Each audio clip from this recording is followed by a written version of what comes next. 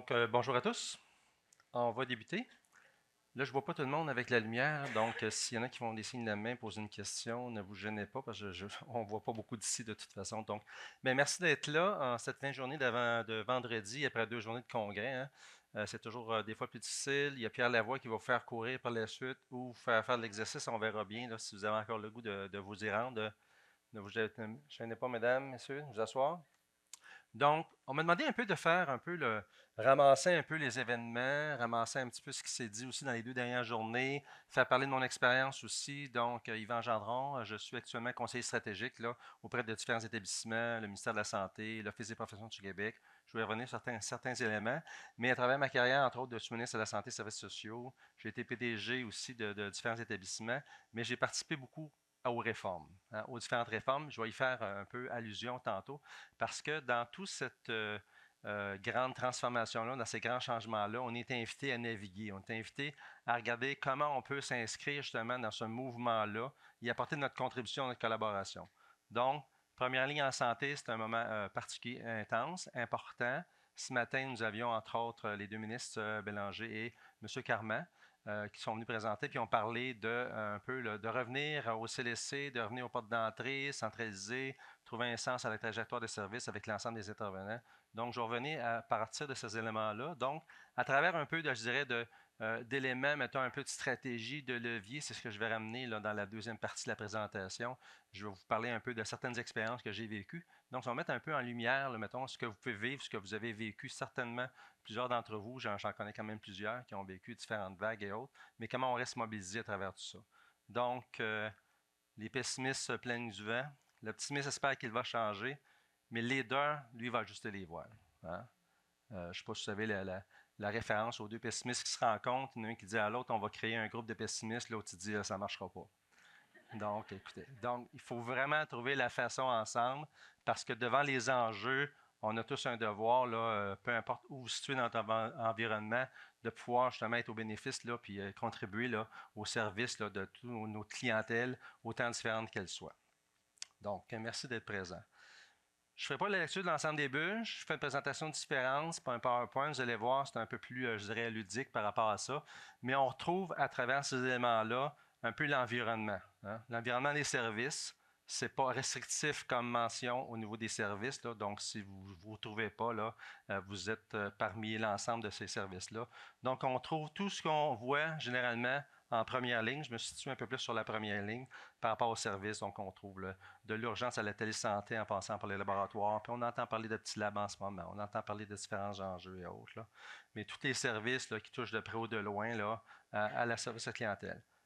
Le réseau de services, OK, avec les programmes, qu'on va sûrement voir un certain nombre de transformations avec l'arrivée de Santé Québec, là. Puis, comme disait Marie-Claude Lavallée hier, avec les acronymes, est-ce qu'on fait appel à la SQ quand ça ne marchera pas, là?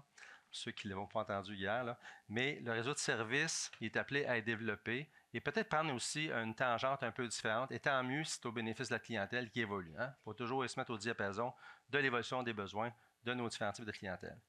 Évidemment, nos partenaires, précieux partenaires de différents types, qu'ils soient universitaires, qu'ils soient familles, de temps en temps, c'est des partenaires, de temps en temps, c'est des proches aidants, bien sûr, là, mais que ce soit les différentes directions régionales de santé publique, les pharmacies communautaires, il y a beaucoup de gens qui tournent alentour, les organismes communautaires précieux, très nombreux organismes communautaires, autour de 800 juste dans la région de Montréal, autour de 650 en Montérégie et des centaines ailleurs aussi au Québec, là.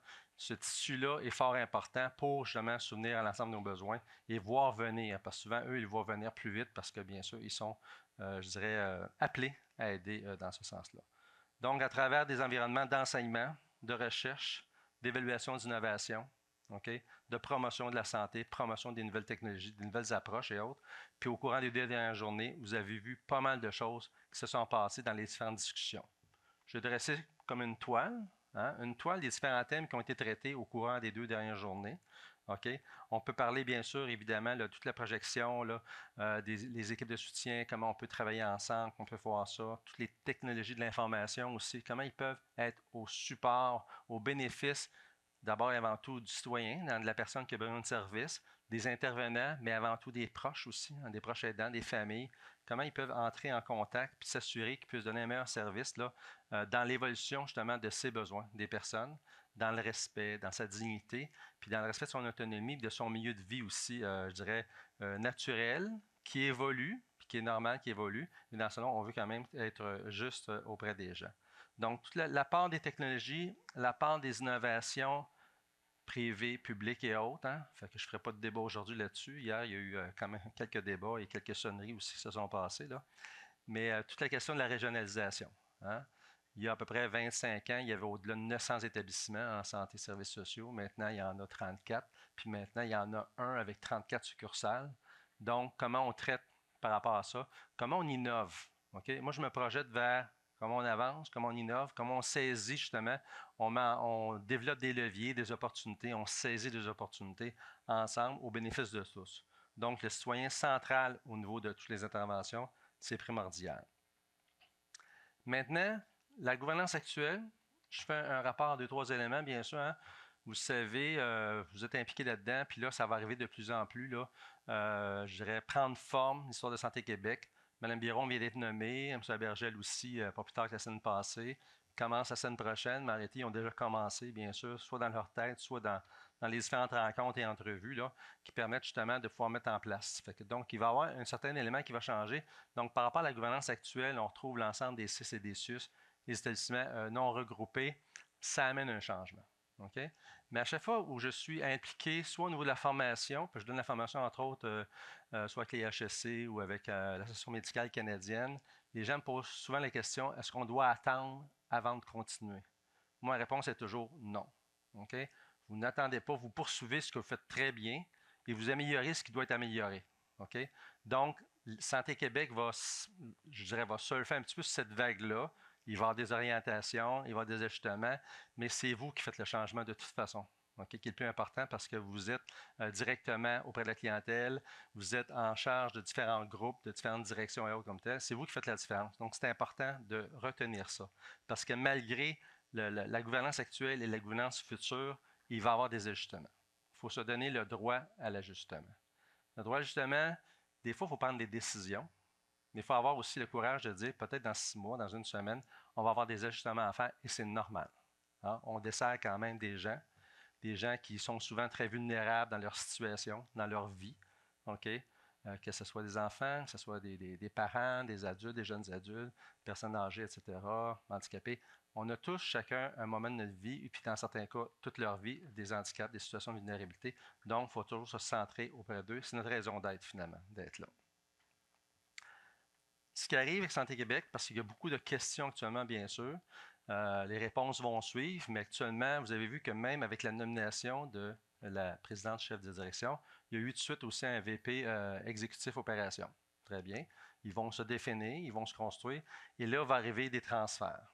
Les transferts, grosso modo, retenez pas les dates, c'est pas vraiment important, là, parce que ça change, surtout ça change. Mais quelque part, à la mi-juin, je dirais les directeurs là, gestionnaires du ministère vont être, dans le fond, transférés à Santé Québec. Les employés vont suivre plus en septembre. Mais en ce temps-là, pendant ce temps-là aussi, bien sûr, Santé Québec va avoir à se définir au niveau de son fonctionnement, okay, en fonction des orientations ministérielles. Il va y avoir beaucoup de discussions, beaucoup d'allers-retours, entre autres, entre les 3 ministres. Et bien sûr, la présidente chef de direction qui devra constituer et annoncer bientôt son conseil d'administration. Mais tout ça, ça va se construire, ça va évoluer. Donc, si on attend, je reviens à ma question de tantôt, si on attend de savoir où on s'en va, ben, on va perdre du temps, puis on va perdre aussi notre efficacité et notre mobilisation. Il n'y a rien de pire que de se démobiliser, OK? Que ce soit dans un projet, je dirais, de service, un projet de construction, un projet n'importe quel technologique. Se remobiliser, c'est long. OK? C'est décourageant. C'est difficile. Donc, rester mobilisé, puis provoquer le changement. OK? Ça, c'est important. Donc, je rappelle les différents éléments sur lesquels le plan santé est basé, OK? Sur les 4 éléments, que sont bien sûr les personnes, OK? L'accès aux données, toute la question des infrastructures et des équipements et les technologies de l'information. Tout ça alentour du citoyen, OK? Avec les différentes sphères que vous voyez alentour, pas besoin de les énumérer, là, que vous avez déjà vues de toute façon sur le plan santé. Donc, comment on va pouvoir s'attacher au plan santé, aux priorisations, qu'on peut parler, exemple, des activités professionnelles. Hein.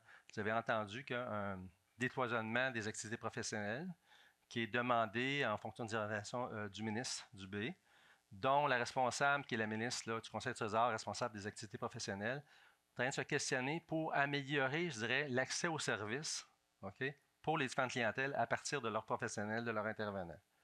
Moi, avec Dr. Jean-Bernard Trudeau, on est mandaté par l'Office des professions du Québec. Okay? Moi, je co-préside le comité diagnostic. Diagnostic qui se définit en 3 phases. Puis ça définit justement comment on peut se mobiliser puis aller en avant de la parade. Là-dessus, première phase, c'est diagnostic santé mentale. Comment peut-on reconnaître, exemple, psycho, sexo, conseil d'orientation, ensuite orthophoniste, dans l'aspect diagnostic santé mentale. Okay? Il y a un projet de loi qui est déposé dans les prochains jours là-dessus pour aller de l'avant par rapport à ça. En même temps, on travaille sur les IPS. Okay? IPS pour le diagnostic santé mentale toujours. Donc, oui, les IPS santé mentale, mais aussi première ligne, soins aux adultes, pédiatrie. On regarde l'ensemble des sphères. À quel moment ils peuvent intervenir pour faire un diagnostic, pour permettre justement d'avoir un diagnostic, mais surtout pour avoir accès aux services. Dans notre comité d'experts partenaires, nous avons entre autres 2 patients partenaires, dont une est aussi proche aidante pour ces jeunes. Puis, une des questions qui avait été posée à un moment donné, est-ce que c'est obligé d'avoir un diagnostic? Bon, les patients partenaires nous ont ramené rapidement à dire la réponse c'est oui et non. Oui, ça prend un diagnostic parce que c'est comme ça qu'on peut avoir accès aux services. Aux services, ce n'est pas juste des services de santé sociaux, c'est aussi des services par rapport aux assurances, c'est aussi par rapport aux écoles, c'est par rapport à plein de choses. Mais à la limite, comme une nous disait plutôt au comité d'experts, ce n'est pas le diagnostic qui est important pour nous parce qu'on sait qu'il va évoluer le diagnostic. Okay? Mais si on n'a pas accès aux services, là, on va avoir vraiment des préjudices là, auprès de notre santé, notre relation avec notre enfant, quand c'est un enfant, par exemple, etc. Là. Donc, il faut faire évoluer ça. Ça, c'est la deuxième phase pour les IPS. La troisième phase, on rentre dans la santé physique. Puis là, santé physique, là, il y a beaucoup de travail à faire parce que là, on part, je ne dirais pas de zéro, là, mais on part plus loin, OK, pour s'assurer que l'ensemble des autres professionnels puissent avancer, OK, là-dedans, qu'on ait un accord, on obtienne surtout aussi leurs prémices, leurs préoccupations pour que ça s'attache bien. Ouais, s'attache bien, pardon. OK? On travaille, entre autres, à chaque mois, on a une rencontre, entre autres, avec le Collège des médecins, OK? Avec l'Ordre des psychos, notre travailleurs sociaux, il y en a plusieurs, il y en a quand même 46, mais pas tous en santé. Là. Mais on travaille avec tous ces ordres-là au fur et à mesure pour qu'on puisse se mobiliser, okay, apprendre, s'ajuster, puis avoir des résultats par la suite. Puis dans les résultats, ça peut être une décision tout simplement pure que le diagnostic est permis. Ça peut être aussi que la formation, OK, puis mettez ça en contexte pour n'importe quel projet que vous avez. Là. Ça peut être aussi après ça pour la formation, pour dire qu'est-ce qu'on doit s'assurer que les gens aient comme formation de base et les balises, OK, qui assurent la sécurité, qui n'apporte pas de préjudice à votre clientèle. Puis par la suite, on fait des ajustements. Okay? Là, par la suite, en santé physique, naturellement, tout le monde est au rendez-vous, on interpelle tout le monde. Ceux qui lèvent la main, ils disent, nous autres, on voudrait avoir un diagnostic, on est prêt à entendre. Il y en a clairement qui disent que non, on n'a pas cette formation-là, on n'a pas ce besoin-là, mais on a besoin d'être en trajectoire de service, par exemple. Okay? Donc, parmi les recommandations qu'on fait, comme dans tout projet, on veut s'assurer que ça ressorte. Donc, dans le plan santé, c'est parmi les 15 priorités de décloisonnement. On touche dans les gros secteurs, c'est beaucoup, beaucoup. Il y a les pharmaciens aussi, il y a un projet de loi, là, un règlement qui va suivre. Il y en a plein d'autres. Fait qu'on est vraiment en mouvement par rapport à ça. Dans le plan santé, je ne ferai pas la lecture de l'ensemble, mais vous avez les différentes sphères, OK, qui étaient dans le document qui était déposé déjà il y a presque 2 ans, là, mettons 1 an et demi, là, où on touche les différents éléments, les objectifs qui sont ciblés pour nos aînés, personnes vulnérables. Celles qui touchent aussi pour la santé mentale, pour les jeunes, la prévention, préparation. Si on passe ça, ça va être disponible là, par la suite. Je sais que ça va, le Congrès va les rendre disponibles. Là. Vous retrouvez ça, mais ça, c'est calqué naturellement sur le document là, du ministère de la Santé. On trouve aussi des éléments qui touchent au personnel. Okay? Je vais revenir de temps en temps sur certains éléments. Là. Toute la section personnelle avec toute la réforme qu'il va y avoir, au-delà de, je dirais, d'une saine utilisation, une saine évolution dans la collaboration, trajectoire de services et autres, là, on trouve plusieurs éléments parce que c'est l'enjeu. Moi, ce qui me concerne depuis déjà longtemps, je dis que l'enjeu, ce n'est pas l'argent, c'est vraiment les ressources humaines. Okay? Attirer, c'est une chose, retenir, c'est encore plus compliqué. Puis là, actuellement, dans toute la mouvance reliée, entre autres, à la main-d'œuvre indépendante, là, c'est tout un défi, okay, que vous avez devant vous, qu'on a devant nous ensemble par rapport à ça. Donc, comment on s'assure justement de pouvoir attirer, de valoriser l'ensemble de nos professions et autres, là. C'est un peu le devoir de tous. Il faut se donner des moyens, puis il faut élever aux tables là, qui sont concernées ces éléments-là, ces facteurs de succès-là qu'il faut mettre en place. Je vais revenir sur certains éléments tantôt. Bien sûr, tous les éléments d'accessibilité, hein, que ce soit la prise en charge.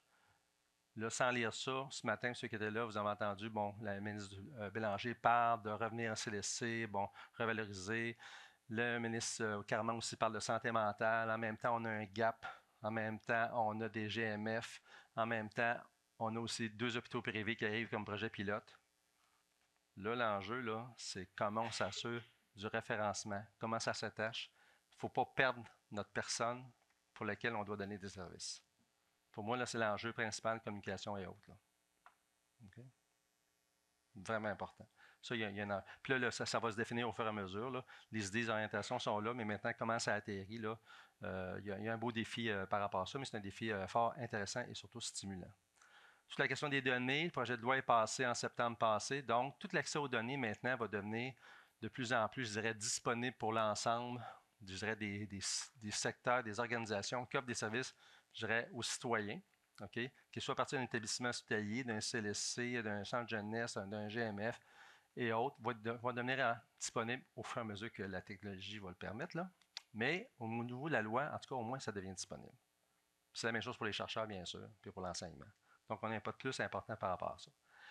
Technologie de l'information, je ne m'étirerai pas là-dessus, mais il y a des appels d'offres de différents types, que ce soit dossier santé numérique, que ce soit différentes applications là, qui s'appliquent là, pour tous les secteurs d'activité, mais il y a un défi en ce moment de cohésion, okay, d'intégration, technologie, puis bien sûr de disponibilité des coûts, parce que, bon, comme vous le savez, la plupart, il y a comme des réductions de montants disponibles actuellement là, en IMO et en technologie. Là. Il y a un défi, là, donc il faut quand même s'assurer de bien faire les choses.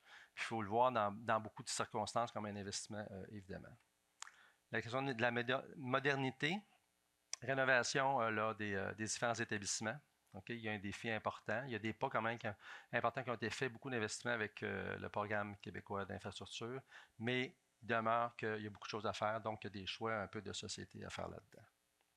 L'innovation, okay, dans tous ces secteurs, okay, qu'ils soient techniques, qu'ils soient technologiques, qu'ils soient pharmaceutiques, qu'ils soient, peu importe les moyens, toute la façon que vous travaillez, vos modes d'intervention en santé, c'est un enjeu important qui fait partie du plan santé.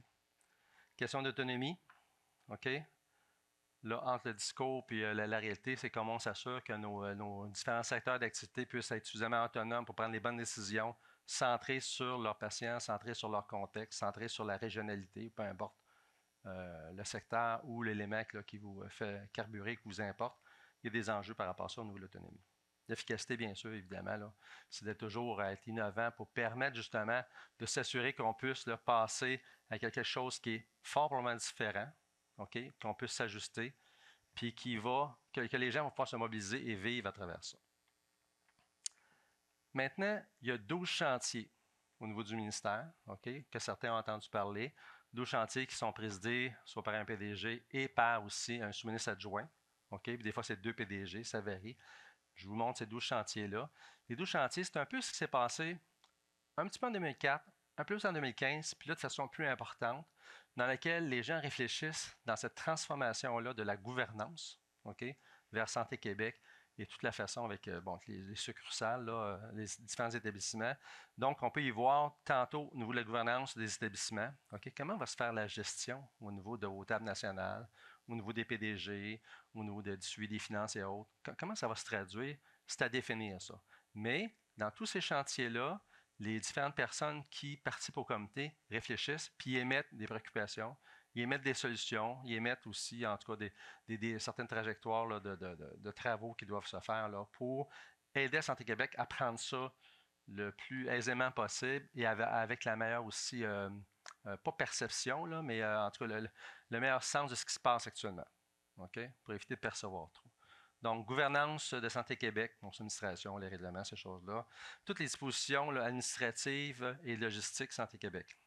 Qui va avoir le contrôle, le choix, les décisions et autres, là? Fait que ça, des décisions importantes de se prendre là. À travers les réformes de 2004 et 2015 que j'ai vécues, là, il fallait se sentir vraiment serré pour bien comprendre, bien suivre là, ce qui se passait. Responsabilité populationnelle, et participation citoyenne. OK? On veut s'assurer que tout dépendant qui sont choisis au niveau, entre autres, comme hauts dirigeants, là, VP ait la bonne perception, la bonne compréhension du terrain, des besoins de la clientèle. Bien évidemment, il faut qu'il y ait un transfert de connaissances. Donc, il y a un groupe qui travaille là-dessus. Notre groupe, c'est la gestion de proximité. Qu'est-ce que la gestion de proximité? OK? Parce qu'on entend beaucoup la réforme, c'est pour décentraliser, d'autres c'est pour centraliser, on entend toutes les sphères. Mais après avoir dit ça, il faut se centrer sur notre patient, notre client, notre jeune, notre mère, notre personne âgée. Puis il faut travailler, savoir comment on gère la proximité par rapport à ça. L'accès aux soins et services, je pense que c'est assez clair pour l'ensemble de ça. Coordination et fluidité. Qu'est-ce que la fluidité?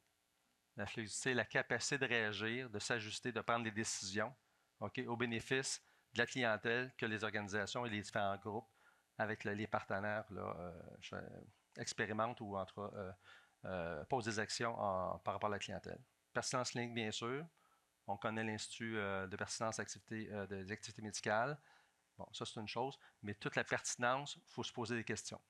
OK? Puis ça, peu importe cette réforme-là, il faut se poser des questions tout le temps, sa pertinence. OK? Moi, quand j'étais, entre autres, en 2015, oui, mais comme sous-ministre à la Santé, à un moment donné, je me suis dit, on a tellement d'actions, d'activités à faire. À un moment donné, on ne savait plus où on s'en allait. On savait, là, mais il y en avait trop à juger. Puis là, on avait un problème de temps, de disponibilité. Puis moi, ce que j'avais fait, entre autres, au ministère, c'est que je leur avais demandé de me sortir toutes les actions pour lesquelles vous travaillez. C'est quoi les objectifs d'action que vous travaillez pour le réseau? Pas pour la gestion interne, pour le réseau.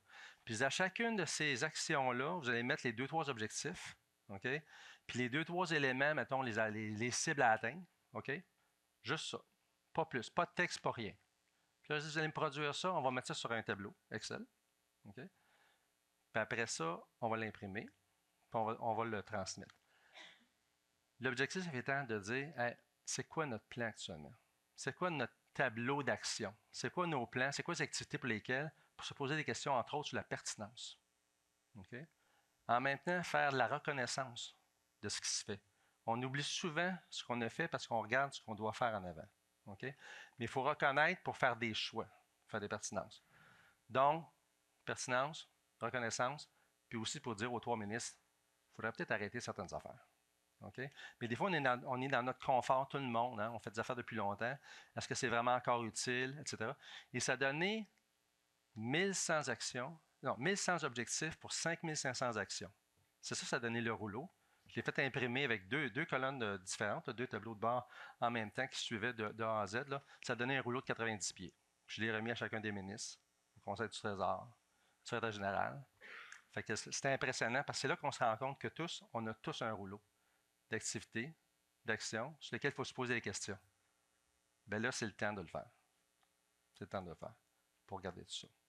Donc, à travers tous les autres chantiers qui sont bien sûr la recherche, enseignement, innovation, qui sont souvent oubliés, même si on en parle souvent là, dans les planifications stratégiques, dans les ministères et autres, quels qu'ils soient, ce n'est pas l'élément sur lequel c'est central. Là, okay? Mais il faut bien sûr y travailler, faire un transfert. Expérience usagée, bien sûr, qualité des soins. Je vais revenir là-dessus sur des exemples. Toute la question de la mobilisation du personnel. OK? L'émergence d'une nouvelle culture. On s'en va vers un seul employeur. OK? C'est un peu, là, il y a un petit exemple qui se passe au niveau du ministère, c'est que beaucoup d'employés changent d'employeur. OK? Puis les gens se questionnent beaucoup.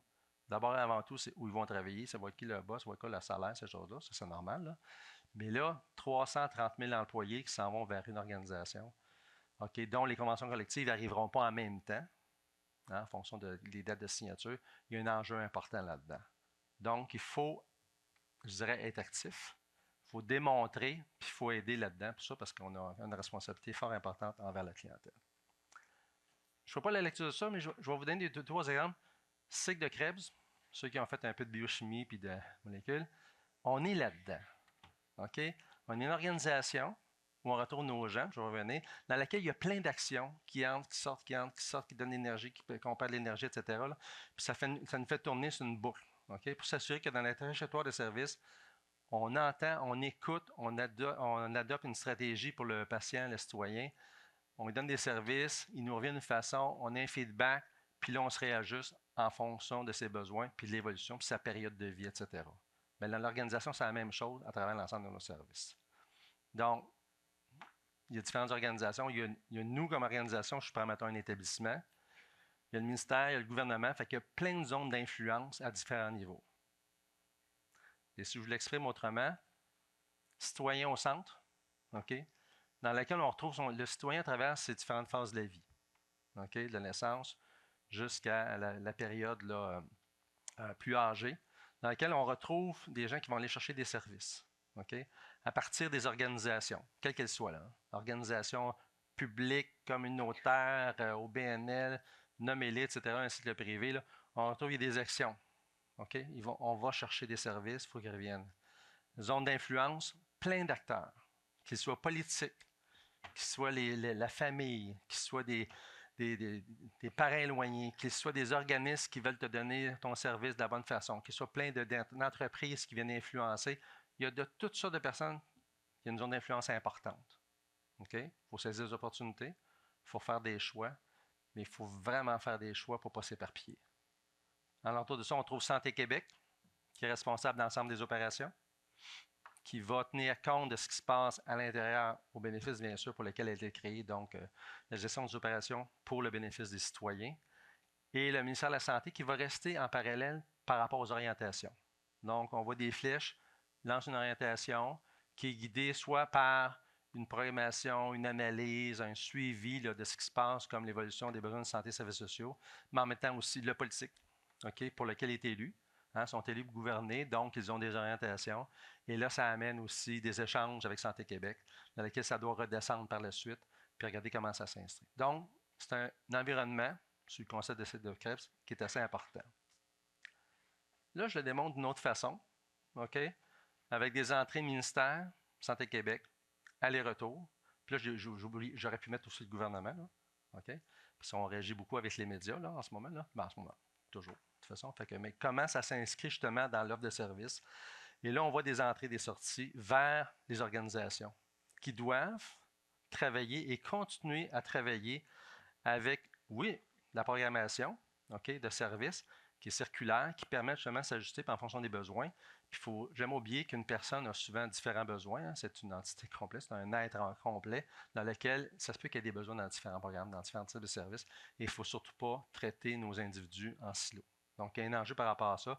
Donc, dans l'extrajectoire de services, puis j'exprime un peu le citoyen, la personne qu'on dessert là, par des petits ronds, donc, elle est là-dedans. C'est à nous d'être alentour de cette personne-là, OK, pour pas qu'elle se cherche. Et de plus en plus, avec le nombre d'intervenants, mettons le manque de ressources, la diminution du nombre d'enfants, de proches, etc., l'augmentation de la clientèle âgée, hein, on va quadrupler de 85 ans et plus d'ici 15 ans. Là.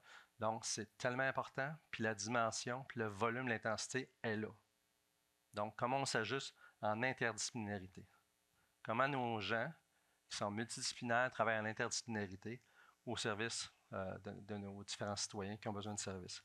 Enfin, on retrouve dans la grande bulle d'organisation les différents types de services selon la zone de service qu'elles ont besoin, okay, quelle qu'elle soit, les entrées-sorties, il y a des influences, okay, à partir de différentes cellules bleues que je mettais alentour, qu'ils soient organismes, qu'ils soient familles, que ce soit les écoles, etc. Là. Mais il y a différents groupes qui viennent influencer cette dynamique-là, cet équilibre-là, qui est souvent en déséquilibre, qui se redonne un autre équilibre qui n'est pas souvent celui qu'on souhaite ou celui que la personne voudrait souhaiter, mais c'est sa vie. Okay? Donc, dans ce sens-là, il faut pouvoir aller plus loin par rapport à ça. Donc, j'arrive maintenant au niveau des stratégies. OK? Jusqu'à temps, ça va bien? Je ne vous ai pas trop perdu? Ça va? OK. Je reviens là au niveau des stratégies, des leviers. OK? Et là, on se rend compte qu'on a des enjeux, on a différentes zones de turbulence, d'agitation. C'est normal. OK? Ceux qui travaillent dans le domaine comme vous autres, en santé et services sociaux, on vit toujours là-dedans. On a toujours vécu là-dedans à des moments qui sont plus ou moins des vagues plus ou moins importantes, avec des besoins ou d'une situation de capacité à répondre plus ou moins, je dirais, égale, etc. Ça, c'est certain. Mais quand j'étais, entre autres, comme sous-ministre dans les discussions de la COVID et autres, là, il y avait une grande inquiétude au départ. Est-ce qu'on est capable de répondre aux besoins tout de suite urgents, etc. Puis moi, ce que j'avais dit, entre autres, au secrétaire général, puis au premier ministre et les autres, le réseau de la santé et des services sociaux, là, il carbure à donner des services et à s'ajuster. OK? Mais il ne faut pas oublier que le réseau de la santé et des services sociaux, ces gens-là sont aussi des gens de la population. OK? Donc, c'est un tout. Fait que les gens vont faire énormément d'efforts pour s'acheter, donner des services. En même temps, ils vont craindre, ils vont avoir peur, ils vont être affectés aussi. Donc, il faut le voir vraiment comme un ensemble. OK? Donc, là-dedans, c'est évident que quand il y a des grandes zones de turbulence, évidemment, il y a des changements organisationnels qui peuvent être temporaires, comme dans le temps de la COVID, et des fois de façon plus longue haleine, comme, mettons, des grandes réformes et autres. On trouve l'incertitude. On trouve des problèmes, un peu de confusion. OK, c'est normal. La création d'organismes aussi, là, ça crée aussi au niveau de la communication des inquiétudes auprès de la population. Je vais vous donner l'exemple, quand ils ont créé les CIS et les CIUS, c'était la même chose avec les C3S avant, en 2004, là. Les CIS et les CIUS, moi j'ai été nommé dans l'Est de l'île de Montréal, OK, comme PDG du CIUS de l'Est de Montréal.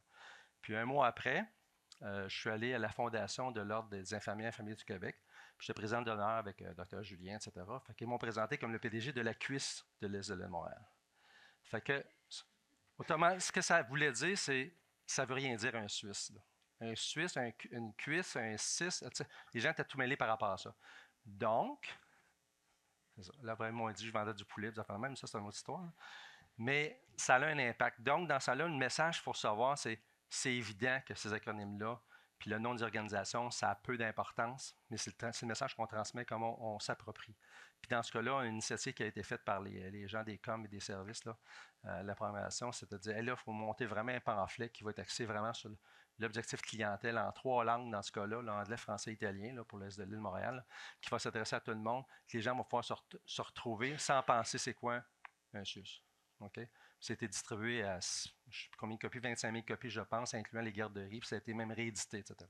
Ça répondait à un besoin d'information pour rassurer, puis rassurer l'accessibilité au service. OK? Donc, dans toute zone de turbulence, il y a un problème de communication ou d'information. Résistance au changement, c'est normal, il faut s'en servir comme levier. La résistance au changement, c'est un message qu'on reçoit. OK? On reçoit ce message-là. Par exemple, en 2004, quand on a fusionné les CH, les CLSC, les CHSLD, moi, au deuxième conseil d'administration, c'était formé, dans le fond, on regroupait les membres du conseil d'administration des 3 établissements. Chacun s'était choisi. Les 3 VP, les 3 présidents étaient restés là. Sinon, on nommait un président, 2 VP, puis le reste un peu des 3 organisations qui étaient là. Puis, il y en a une vice-présidente. Elle n'était pas contente, puis elle a dit on m'avait dit que rien ne changerait, ça ne changerait pas, puis que ça irait bien, ces choses-là. Fait qu'il y a un autre membre du conseil d'administration, lui a dit écoute, il dit, moi, je ne comprends pas. Il dit ma mère, chez elle, qui est assez âgée, elle se berce, elle écoute les nouvelles, elle sait que ça changerait. Fait que c'est normal que ça change. OK? Fait que ça fait comme je dirais un appel de réveil là, auprès du groupe en me disant c'est normal que ça change. Il faut de toute façon évoluer par rapport à l'évolution des besoins de nos gens qu'on dessert. Donc, impact sur la prestation, qualité, soins et services, il faut s'en préoccuper tout le temps, hein, ces changements-là. Évidemment, tous les défis de communication que je viens de parler. Il s'ensuit souvent un désengagement du personnel, OK, dans la recherche de sens. Et surtout quand on fait les réformes qui sont différentes maintenant, là, parce que les gestionnaires, les cadres qui sont responsables des équipes ne changent pas. Mais en 2015, là, tout avait changé. Là. OK? Fait que donc, il faut rapidement se mettre proche de nos gens. Puis il va y avoir le défi, bien sûr, la question des ressources humaines là, versus là, Santé Québec, comment ça va se gérer. Donc, il ne faut pas être surpris qu'il y ait des zones de turbulence, là, OK, d'agitation. C'est normal. Puis même des fois, c'est souhaitable parce que ça rebranche un peu, puis ça nous permet de changer puis d'aller un peu plus loin. Donc, c'est notre rôle de leader à tous les niveaux, de les écouter, de les adresser, de les comprendre, puis d'apporter des solutions ensemble. Pour ce qui est des défis lors d'un changement important de la gouvernance, bon, on revient toujours un peu, bien sûr, avec la résistance au changement, là, évidemment. Il y a une instabilité organisationnelle, c'est certain. OK? On cherche, on attend les orientations, les indications, là, mais il ne faut pas faire ça. OK? Elles viendront quand elles viendront. En attendant, là, on a un devoir, au niveau des gestionnaires, des équipes médicales et autres, là, à dire il faut garder le cap. OK? On ne peut pas tout devenir, on ne peut pas tout savoir les changements. Si on s'attend d'avoir toutes les directives, puis j'en ai signé des directives pendant la COVID, ceux qui se rappellent, là, la directive, le lendemain, elle risque de changer. Dans le cas de la COVID, elle a changé parce qu'il y avait une information nouvelle qui arrivait. Mais dans le cas d'un changement organisationnel, il va y en avoir des changements. OK? Il y a un mode d'apprentissage là, qui est tout à fait normal. Mais gardons le cap sur ces services qu'on a à donner. Donc, sur la qualité des soins, sur les besoins de formation, d'adaptation de nos gens, s'il y a des changements, parce qu'il va y en avoir des changements là. Mais seront-ils majeurs en termes de l'offre de services sur le terrain? je pense qu'on est bien plus dans l'objet de avons-nous assez de ressources, puis avons-nous humaines et financières et technologiques. L'enjeu est là, indépendamment d'une réforme de gouvernance centralisée. Là, on est toujours là. Donc, s'il y a une déstabilisation des équipes, soyez à l'écoute, OK, l'affût pour pouvoir agir, OK, pour maintenir la continuité des services, puis d'avoir toujours l'objet un peu la gestion des risques. Là. OK, gestion des risques. Qu'est-ce qui risque d'arriver? OK, on est capable, avec peu de données, avec toute votre expérience, votre compétence, de dire si ça se passe, on est capable de réagir de telle façon, il faut travailler en équipe. OK? Ça, c'est très important. Donc, toutes les teams à distance, c'est beau, mais il faut être ensemble vraiment, surtout parce qu'il va y avoir une recherche d'informations qui est importante là. OK? Dans les prochaines semaines, en termes d'orientation. Il va y avoir plein de messages. Il va y avoir beaucoup de messages d'orientation qui vont être dictés par ce qui se passe le matin à Paul Arcand ou à Patrice Lagacé bientôt, etc. Là. Beaucoup guidés par ça. Mais là, restons centrés sur nos services, notre clientèle et autres comme tel. Puis s'il y a des choses à ajouter, là, soyons à l'affût. Là. Okay? Moi, j'ai toujours dit, dans les organisations où j'étais, moi, je ne peux pas dire que je n'ai pas entendu quelque chose si je l'ai entendu. Donc, qu'est-ce que je peux faire pour réagir? Est-ce que je peux le prévenir? Tant mieux, mais on peut sûrement passer des actions. Donc, tout ce qui est l'engagement, le moral du personnel, il a attiré une importance, mais il faut rester engagé. Ça, c'est le message principal à ce niveau-là. Quand ça touche beaucoup à la gouvernance, à l'orientation, sur l'impact de la qualité. Il faut que nos citoyens s'y retrouvent par rapport à ça. Okay? Donc, il n'y a rien de mieux que de maintenir la communication sur l'offre de service et non sur la forme de l'organisation, si ça en vient. Okay? On ne rentre pas dans les discours syndicaux et autres. Pardon. Donc, facteur de succès, c'est bien sûr la participation des patients, des proches, des patients partenaires. Ça fait une différence. Là. Okay? Je vous parlais tantôt du comité expert que je dirige avec Dr. Jean-Bernard Trudeau au niveau de l'Office des professions. Mais c'est la même chose que je sais que plusieurs d'entre vous travaillent régulièrement avec des patients partenaires. Moi, je l'ai fait à différentes occasions, là, que ce soit, mettons, au niveau du CHUM, lors de la transformation, de la construction du nouveau CHUM, bien, à travers les différentes organisations, de revoir, je ne sais pas, un service de pharmacie, revoir le service d'onco et autres. Travailler avec patients partenaires qui sont de plus en plus habilités et autres, ça fait une différence. Okay? Quand en 2015 est arrivée la loi sur l'aide médicale à mourir, je peux le nommer, là, on avait M. McCutcheon qui était avec nous autres du côté suisse de l'Est, okay, qui était préoccupé par cette situation-là. Bien, il est venu faire la différence pour avoir une sensibilité assurée. Moi, je pense qu'on l'avait, mais ça a fait une grande différence dans l'acceptabilité parce qu'on se pose des questions, est-ce que ça va être bien accepté? Est-ce qu'on fait les bons choix? Bien, on avait de la validation, entre autres, avec ce monsieur-là et une autre personne aussi qui participe au comité. Donc là-dessus, il y a un facteur de succès qui touche à ça. Pour ce qui est des défis lors d'un changement important pour les usagers, bien, je parlais de patients partenaires, évidemment, mais la communication efficace, l'accès aux soins, ça passe bien sûr avec eux. On fait une différence. Je vois. OK. Bon. Comment retrouver le sens de nos actions, de notre engagement? OK? Bien sûr, on fait un rappel des valeurs. Des fois, on se questionne sur les valeurs qui vont descendre à partir là, de la nouvelle gouvernance. Ne va pas être très différente. Là. Les valeurs de soins, d'accessibilité, de qualité, okay, d'entraide, d'empathie et autres, puis là, on pourrait en nommer plein de sortes de valeurs, là, mais elles vont demeurer là. Ça, pourquoi on est là. Okay?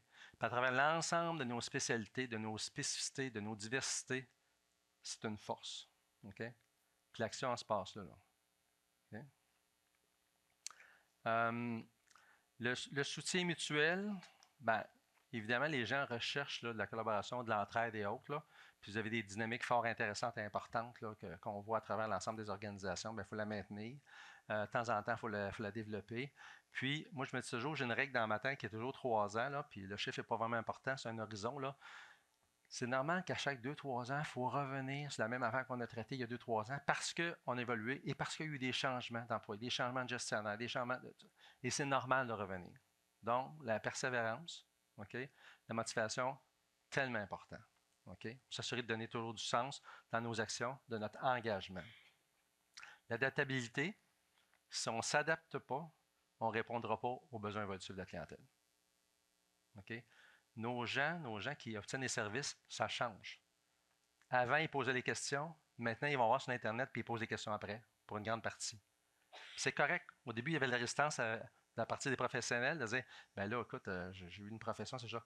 Mais la personne a réfléchi, ça l'a réfléchi, elle a évolué, donc il faut voir. Puis bon, l'information, de temps en temps, est très précise, puis d'autres, bon, elle est frivole, c'est sûr, là, mais ça fait partie de la vie, ça. Si on résiste trop, je pense qu'on n'aura pas, je dirais, l'écoute ou, je dirais, la captation du contact avec la personne qu'on doit soigner et desservir, ainsi que ses proches, là. Donc, il faut évoluer, donc il faut pouvoir s'adapter dans ce sens-là. Reconnaissance des efforts dans tous les sens. Okay? Vers le haut, vers le bas, vers le patient, vers le jeune, vers le proche, etc. Mais d'abord entre vous pour assurer justement que les gens sachent que vous êtes là pour eux. Ce que vous faites hein, très bien, etc. Mais dans une période de changement, il faut y apporter une attention particulière. Ça va. Donc, je pourrais donner comme exemple, lorsque je suis arrivé, entre autres, à l'hôpital Charlemagne, je peux donner comme exemple, là, on m'avait demandé d'y aller parce qu'il y avait un certain trouble organisationnel. Il y avait une poursuite de la part des médecins contre puis moi, je vous dis, c'est plus des chicanes de famille, là, mais quand même, contre le DSP, contre le DG, contre le conseil d'administration. Puis ça durait depuis un certain temps. Puis on m'a demandé, Yvan, il faudrait que tu aies absolument être là, etc., parce qu'on a besoin. Puis bon, j'avais été. Puis, dans ce sens-là, quand je suis arrivé rapidement, j'ai rencontré des équipes médicales pour lesquelles j'ai trouvé des bonnes relations et autres. Puis, le président de CNDP, à l'époque, il m'avait demandé, M. Landon, qu'est-ce que vous venez de faire ici? C'est quoi votre projet, ces choses-là? Puis la première chose que j'ai répondu, j'ai dit, moi, je ne viens pas pour travailler à l'hôpital Charlemagne. J'aurais pu rester à Richelieu, j'aurais pu aller à un autre poste, là, qu'on m'avait entre autres parlé. Moi, je suis venu pour contribuer. Puis là, j'avais dit tout de suite, c'est quoi votre projet? Là, ça l'avait déstabilisé. OK, parce que c'était plutôt le contraire. Il demandait toujours qu'est-ce que l'autre va faire. Puis là, il y avait des critiques. Là, je demandais, c'est quoi votre projet? Moi, je m'en viens contribuer, OK, comme DG à l'époque. Puis regardez comment ensemble on peut faire des choses différentes et autres. Et là, ça avait placé différemment et autres. Donc, faire appel à l'intelligence, faire appel aussi à la contribution puis à l'engagement des gens, OK? Pour moi, c'était fort important. Puis ça a fait une différence. Là, j'ai eu un accueil je dirais, très motivé de la part.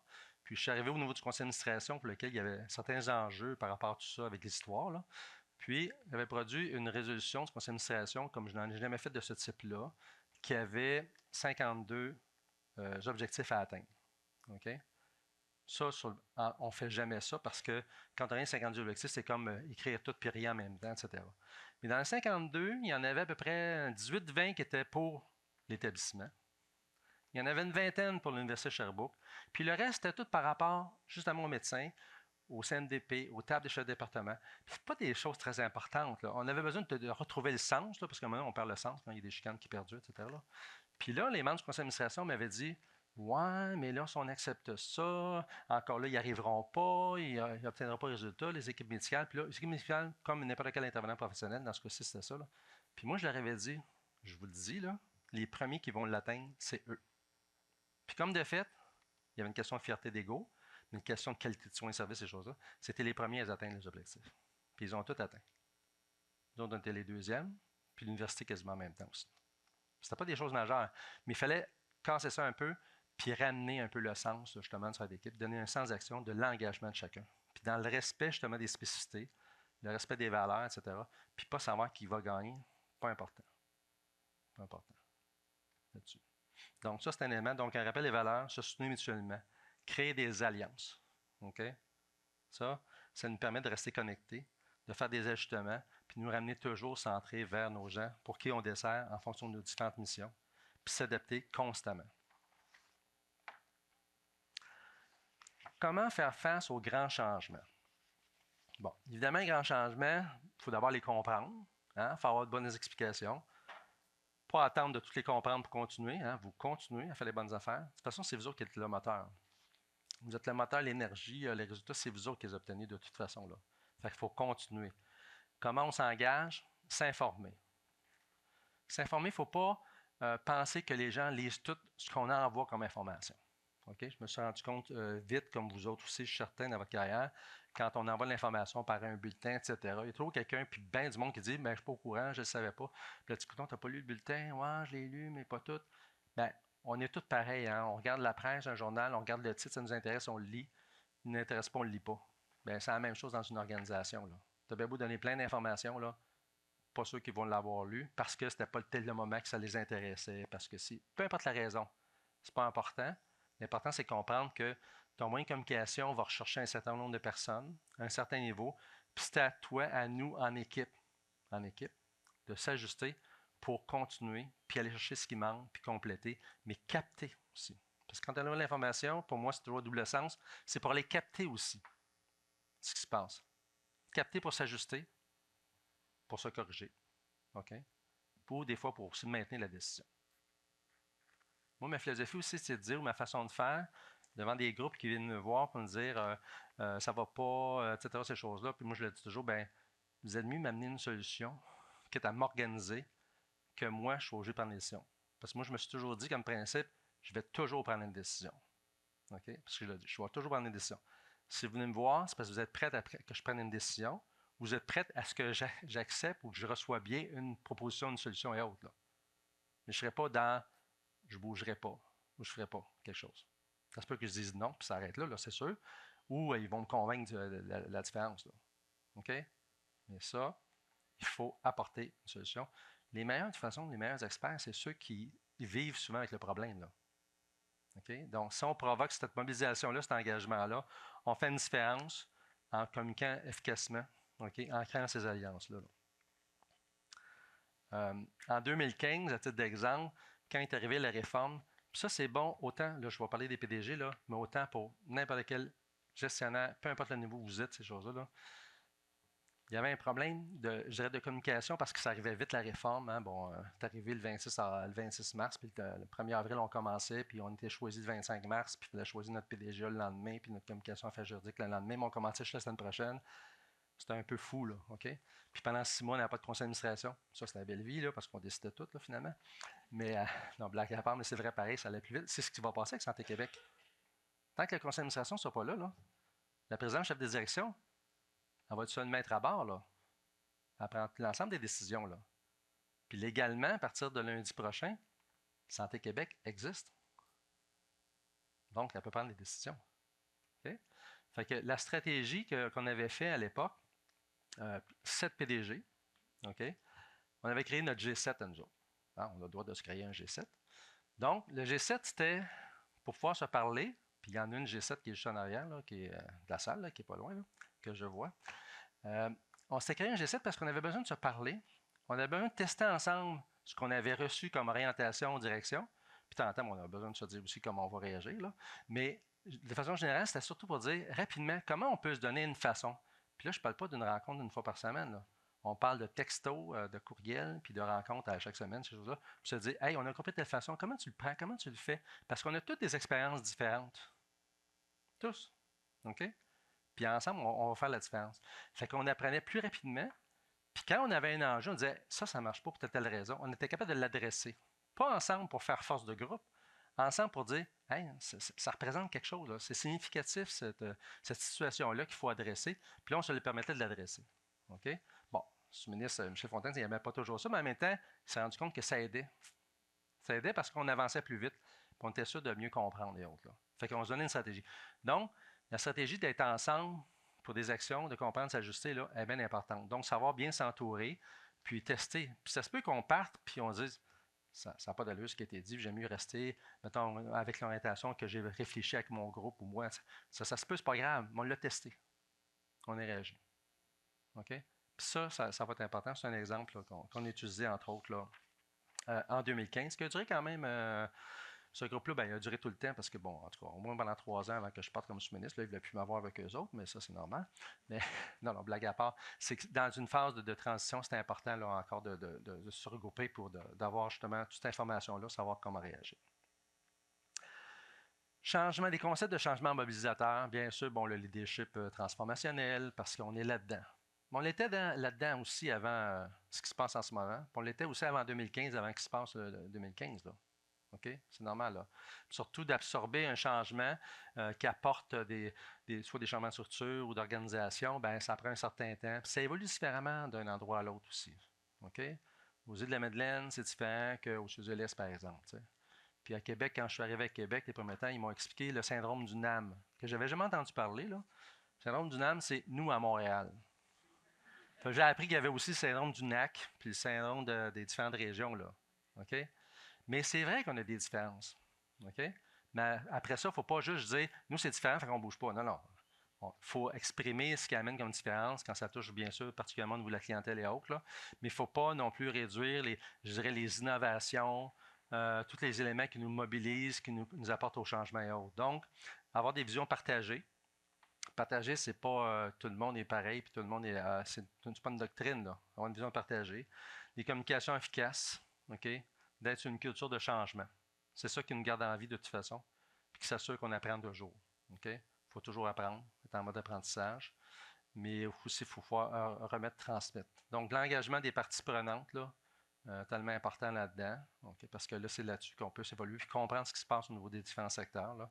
Formation, développement, leadership distribué. OK? J'insiste là-dessus parce qu'il faut partager le bonheur, OK, du leadership, le bonheur, la responsabilité, pour s'assurer qu'on peut s'avancer. OK? Si on attend tout que le leadership soit donné et qu'on ne le distribue pas, parce que souvent c'est le gestionnaire, le haut dirigeant qui ne le distribue pas, c'est souvent que c'est comme ça, ben, au niveau des cadres supérieurs aussi versus le cadre intermédiaire, il faut distribuer une partie là. OK? Parce qu'on a une vie à vivre, là, puis nos gens, ils ne peuvent pas attendre 6 mois qu'on prenne des décisions puis qu'on règle comme on devrait fonctionner. Donc, la résilience organisationnelle, fort important. Vous l'avez toujours démontré, on l'a déjà démontré, on a beaucoup de résilience au niveau santé et services sociaux, sinon on ne serait pas là. Okay? Mais là, ça nous amène à aller quand même un petit peu plus loin par rapport à ça. Donc, s'assurer de l'engagement. J'ai participé à la création et même assuré le leadership de la création, entre autres, du réseau Sarcom du côté de l'hôpital Maisonneuve, avec McGill, avec aussi le CHU de Québec. Il y avait une compétition qui était installée. C'est nous les Sarcom, c'est pas eux autres, sont moins bons. Là, on va arrêter ça là, parce que la personne qui a besoin justement d'une intervention par rapport à un sarcome, qu'il soit osseux, tissu mou, peu importe ces choses-là, là, on peut-tu travailler à réduire le temps, je dirais, d'accès, mettons, au service spécialisé, le temps d'accès à l'intervention, quel qu'il soit. Puis là, on a fait une entente, les trois, puis on a créé le réseau. Là. OK? Pas de compétition, là. OK? Il fallait vraiment là-dedans par rapport à ça. C'était même chose pour le réseau intégré de cancer en Montérégie, là. Okay, chaque hémato-oncologue, groupe disait, ben moi c'est mieux que l'autre, c'est mieux que là, on a nos stratégies. À un moment donné, c'est au bénéfice de la clientèle, là. Puis quand on dit qu'il faut vraiment partager la connaissance, OK, l'expérience puis les gains, ben il faut le faire, il faut créer un groupe. Là. Ça ne veut pas dire que le réseau va diriger l'ensemble des établissements. Ça veut dire que le réseau va permettre aux gens d'avancer. Là. Moi, j'ai participé pendant quelques années au groupe McPeak-Serrois, une fondation sur le cancer du sein. Que lui, l'objectif de ce groupe-là, c'est de mettre justement là, en collaboration, je dirais, l'ensemble des données, que les chercheurs puissent travailler ensemble, que chacun bénéficie finalement de la portée de chacune des recherches. Là. Fait qu'il y avait une idée de ça qui est le concept. C'était pas de créer un groupe pour favoriser un groupe, c'est de favoriser la clientèle par un partage d'expertise. Là. Donc, d'être mobilisateur par rapport à ça. Quels sont les leviers? Bon, évidemment, un leadership efficace qui est assumé. Okay, avec une gestion là, du changement qui est efficace. Donc, rétroaction, action, communication, saisir, c'est quoi les éléments sur lesquels nos actions ont porté auprès de la clientèle, auprès de nos différentes interventions, nos choix. Okay? La culture organisationnelle qui est positive, communication qui est transparente. Okay? Transparente, c'est pas tout dire, mais c'est quand même pas mal dire pas mal de choses pour être certain qu'on a un bénéfice de transmettre l'information, puis un bénéfice d'avoir aussi une écoute, de recevoir là, ce qu'on doit s'ajuster. Là. Dans tout changement, il faut s'appuyer vraiment sur ce type de leadership-là, surtout sur une forte implication des gens. Okay? Permettre aux gens de s'impliquer, parce que c'est en s'impliquant qu'on apprend, qu'on mobilise et qu'on aussi on se fait, mettons, on reçoit des réactions sur lesquelles on peut avancer comme organisation. Là. L'organisation, c'est multisystémique là, à différents facteurs. Pour ça, comme lors de la modernisation, entre autres, là, du CHUM, pour lequel j'ai participé, j'étais déjà exécutif là, du CHUM pour toutes les activités. La transformation, là, entre autres, Jean-François Fortin-Véraud était mon directeur de la transformation. Et toute la construction du CHUM, les gens avaient beaucoup de questions à comment on va faire les choses, puis ils craignaient beaucoup le déménagement.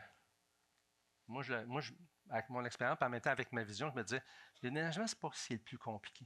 Le déménagement, ça dure 3 jours. Là.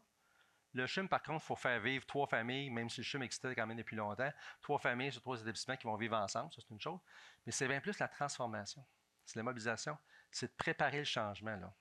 Comme vit actuellement Vaudreuil-Soulanges, comme le vit actuellement l'hôpital Maisonneuve, Santa Gabrieli, l'Institut, puis la construction du nouvel hôpital, comme va le vivre aussi l'Outaouais.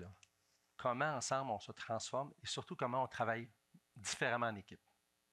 Okay? Comment on peut passer à travers ces différentes étapes-là, c'est important. Donc, c'est le succès du projet. Il faut toujours bien s'entourer. Pour moi, là, la clé, là, c'est toujours bien s'entourer. Okay? Puis permettre les ajustements. Okay? Parce que si on est trop rigide, là, etc., les gens ne veulent pas s'engager, ne veulent pas s'impliquer trop, etc. Il faut permettre ça seulement qu'on avance. Okay? Puis c'est normal, on n'est pas dans une trajectoire directe. Là. Toute reconnaissance, valorisation, il faut appuyer vraiment par rapport à ça. Pour ce qui est des facteurs de succès pour naviguer, okay? Bon, vous avez plusieurs choses. Je reviens encore sur le leadership, planification stratégique. Planification stratégique, elle va bien s'établir et fortement s'établir à partir de Santé Québec et le ministère, mais on en a tous. Qu'on ait le droit de l'écrire, planification ou pas, c'est pas important. Il faut donner quand même une stratégie là, pour accomplir nos différentes actions. S'assurer qu'on a un engagement vers la qualité des soins et des services, okay? Avec une implication de tous. Là. Ça fait partie de notre culture organisationnelle qui doit être positive, okay? Dans laquelle, par différents mécanismes de communication, d'adaptabilité, on fait la différence. Donc, lors des fusions 2004-2015, les grandes organisations, évidemment, il faut assurer un leadership. Hein. Dans ce mouvement-là, c'est un peu ce qui arrive du côté de Mme Biron et Frédéric Abergel, c'est que la première journée, tu es nommé, tout le monde te félicite. Okay? La deuxième journée, les gens commencent à te dire « Hey, tu devrais penser à telle affaire, il y a tel dossier, tel enjeu. » Puis la troisième journée, c'est comme la journée de petit lab. Comment ça fait que ce n'est pas fait encore? Mais quand on fait des grandes réformes, puis vous arrivez dans l'organisation, et même vous arrivez comme chef de service, comme directeur de département et autres, là, ça vient vite de comment ça fait que ce n'est pas réglé encore. OK? Donc, ciblons, OK, les différents éléments qui sont porteurs. OK? Ça donne de se faire une liste de 300 millions d'affaires à faire, là, comme le rouleau de tantôt. Là. Ciblons les éléments sur lesquels il ne faut d'abord pas échapper, assurer la continuité, sur lesquels ça apporte un sens et un changement dans l'évolution. Ça, là-dessus, il faut vraiment trouver une façon, une gestion de changement efficace, collaborative. Il faut s'y engager. Comment miser sur l'expérience des acteurs gestionnaires? Bon, évidemment, en fonction d'un apprentissage organisationnel. Okay? Il y a différentes méthodes d'assurer cet apprentissage-là, d'assurer la collaboration. Bien, trouvons les solutions, puis souvent elles appartiennent, je dirais, à la culture, à la façon dont vous communiquez ensemble, à la grandeur des organisations et autres. Là. Puis le défi actuellement, trouver le sens, c'est évidemment, c'est qu'on devient des succursales, mais ça n'empêche pas que, pour moi, on demeure des établissements pareils. Là, okay? La vie est là. Okay? Pendant la COVID, pendant que j'écrivais des directives mentionnées par la santé publique, par d'autres directions, là, puis que je gérais 3 ministres, un PM, 3 cabinets, etc., là, j'étais pris là-dedans. Mais les vrais acteurs, les héros importants, les gens qui faisaient le service, là, c'était vous. Là. C'était les familles, les proches, mais c'était vous auprès des gens. Là. C'était pas le ministère. Là. C'est pas Santé Québec, si on fait le parallèle. OK? Fait que rester engagé par rapport à ça. Mais pour moi, le mentorat, le coaching, ça a toujours été très important. Peu importe l'âge où j'étais dans ma carrière, je me disais toujours, il faut que je m'assure de 2 personnes qui puissent assurer la relève. Parce que dans 3 ans, peut-être que je ne serai pas là. Peut-être que je vais changer de milieu. Peut-être que je vais être encore là. Peu importe. Ou peut-être que les gens vont changer d'endroit, mais ils vont avoir acquis de l'expérience et autres. Puis toi, comme mentor, comme coach, tu vas avoir appris aussi. Là. Ça, c'est important. Okay? La transition, là, éviter la perte de compétences, surtout la perte d'habilité, là, il faut s'en soucier de façon importante. Comme acteur, on est des acteurs de changement. Les gestionnaires, les directeurs, les médecins, auprès des intervenants, des équipes et autres, là, au sens large. Donc, toujours être en mode apprentissage, des coûts de reconnaissance, là, important. Pour ce qui est des tenir compte des différents contextes, évidemment, quand on tient compte des différents contextes, ça nous amène à prendre des décisions qui sont différentes. Okay? Comprendre et respecter les différences. Okay? Parce que l'établissement, on ne touche pas une mission, hein? C'est des multiples missions, des multiples clientèles et autres. Donc, développer nos partenariats stratégiques, établir des réseaux de collaboration, c'est comme ça qu'on adresse nos actions dans les différents contextes. C'est comme ça qu'on s'ajuste et qu'on comprend mieux aussi par rapport à tout ça. Donc, dans cet élément-là, il faut poursuivre. Donc, comme acteur stratégique, un appel à tous, faire face au changement. Moi, il faut que je m'attaque aux 28 secondes qui me restent. Mais Mais il faut vraiment y trouver son sens. Je pourrais vous donner comme exemple que quand on veut agir comme acteur stratégique, souvent, il faut regarder son environnement et dire qu'est-ce que, mettons, l'organisation carbure à quoi, c'est quoi ses forces, c'est quoi il ne faut pas oublier, etc. Puis je vous donne un exemple. Moi, j'ai créé l'Institut universitaire d'hémato-oncologie de thérapie cellulaire à Maisonneuve-Rosemont. Parce qu'il y avait une compétition qui s'installait en différents établissements. Puis je ne le faisais pas pour la compétition pour dire hey, on va être les meilleurs, mais pour dire que reconnaître ce qui est fait depuis 25-30 ans par une organisation, par exemple en thérapie cellulaire et hémato-oncologie, c'est important, ça mobilise, ça ramène les gens ensemble. Donc, j'ai fait travailler pour créer cet institut-là. OK? Ça n'a pas donné d'argent, là. Mais ça a donné centrer le focus. C'est la même chose qui s'était passé bien longtemps avant, quand il y avait une compétition entre les centres hôpitaux universitaires à Montréal et les affiliés. Puis là, à un moment donné, Sacré-Cœur puis Maisonneuve, ils ont dit OK, on ne pourra pas se battre à M égale, mais on va choisir nos missions. Sacré-Cœur a choisi 2-3 missions, Maisonneuve 5 missions, se sont centrés là-dessus, puis tout le monde est devenu des centres d'excellence, au même titre que les CHU, que ce soit Sainte-Justine, McGill, CHUM, etc. Donc, comment on trouve sa niche par rapport à ça? Comment on reconnaît? Donc, il faut être des acteurs stratégiques dans nos différentes zones, etc. Je termine bientôt. Donc, sur la question d'apprendre de nos usagers, nos patients et leurs proches, vous parlez tantôt des patients partenaires. Je donnais l'exemple de l'Office des professions. La place de l'aide médicale à mourir quand on transige et on veut bien apprendre, là, okay, d'être à l'écoute. Ben, c'est ça. Il faut trouver la façon de se situer pour avoir une écoute active, une valorisation. Puis, auprès de nos proches, on a une responsabilité dans ce sens-là. Presque en terminant. Donc, sur les zones d'innovation et d'opportunité, il y en a plein. On a discuté depuis 2 jours. Dans vos secteurs d'activité, vous en voyez aussi à tous les jours.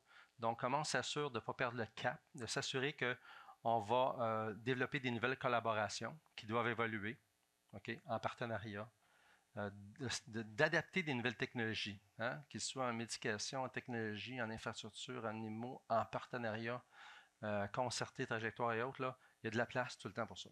Okay? Puis vous êtes créateur. Gardez votre sens créatif. C'est important parce que l'amélioration de la qualité des soins et services, c'est basé là-dessus.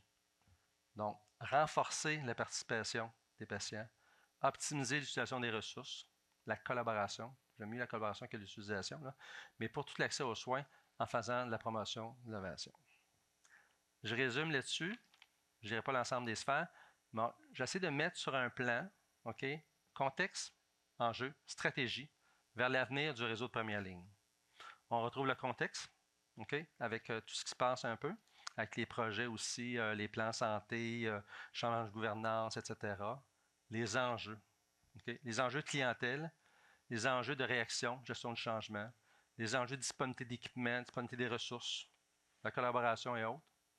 Et là-dessus, comment on pense d'un bateau qui peut être justement, qui peut, je dirais, être pris dans une tempête, aller vers une eau plus calme dans laquelle on reste comme un acteur de changement, un acteur qui va guider, qui va placer la voile à travers différentes stratégies que j'ai ramenées ici, que je viens de parler dans les pages précédentes. Donc, je pense qu'on a beaucoup d'avenir avec des gens qui sont en action, qui sont mobilisés, puis merci d'être présents, surtout à travers cette vie tumultueuse, mais empreinte d'innovation puis de sens auprès de nos gens, nos citoyens, nos populations. Ouais. Ouais. Fait que je sais que le temps avance, donc s'il y a des gens qui veulent me poser des questions, restez, je suis disponible, ça va me faire un grand plaisir là, par rapport à ça. Bon. Merci.